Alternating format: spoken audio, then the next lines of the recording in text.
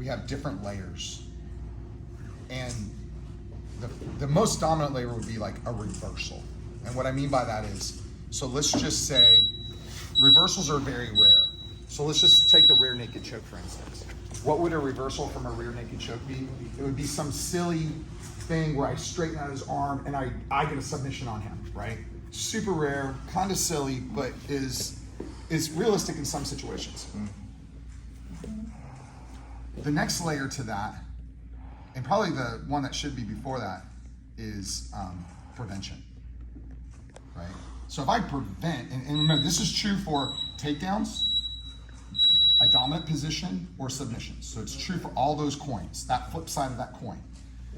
So we can reverse it, we can prevent it, we can escape it, or we can survive it. So we got those four things, right? And so let's take the basic ones. So survival would be, he gets a rear naked choke. So what are the techniques to survive? This is the lowest level of dealing with the offensive side of the coin, right? How do I survive this? Yeah, the next one is, how do I escape it? You know, how do I escape it? The next thing is, how could I, now remember, we said that reversals are pretty rare and kind of silly. So how do I prevent this? So that addresses your question of the Kimura. So it's kind of like, okay, so what do I do with the Kimura? Well, it depends on what layer you're at. Are we talking survival? Are we talking reversal? Or are we talking, well, reversal is pretty rare. Are we talking survival? Are we talking escape? Or are we talking prevention? And so I think what you mean is prevent. How do I prevent that situation from occurring? And prevention almost leads into escape to a certain degree.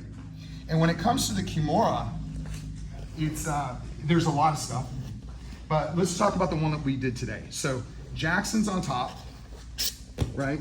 He starts to come around. So already the first thing, all I need to do when I'm talking about prevention is or escape, depending on how deep we are into this, right? Because that's the way it goes, right? If I didn't prevent it, now I'm gonna try to escape it. If I can't escape it, now I gotta survive it. And it's kind of like this quicksand that you're going down. The idea of reversing this and trapping him in something is kind of, like I said, silly, but it's still there. You always gotta be aware of it. Because there's some tricky guys that go up and they throw triangles and all kinds of stuff in this position. So the first thing was, did he get me on my side?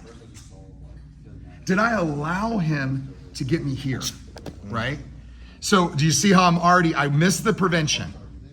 Now I'm in the thick of it. Now I have to come with an escape. And the key to this is my elbow position.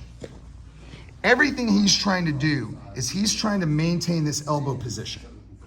If my elbow slips out, he no longer has the Kimura. He's constantly trying to keep the elbow position here. But as soon as my elbow slips out, and now I flatten back out, look, he's completely lost it. So, come on, relax. So anytime we're talking about a Kimura, if my arm is here, I'm golden. If I'm here, I've lost it. So you as the bottom person have to work at trying to get this elbow off of that line. Does that make sense? So you're on bottom. The first thing should be like elbows in. This is all prevention. Yes. Look, I don't even have a chance to get the Kimura. The highest level of defense. Man, you know, it'd be even better if it wasn't on my back. But you are, okay? So now he's preventing, okay? But this guy rips, he tears, he comes in. Now the next thing is what? You need to get on your, oh, I lost it. Now, is that prevention or is that escape? I think we're just talking semantics at that point. But the thing is, I can't get to the area I want to get to.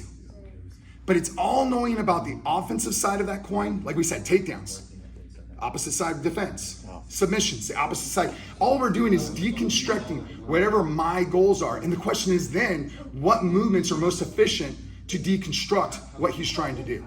And I think the simplest thing is, from here, you just get on this hip and you get this elbow to the ground.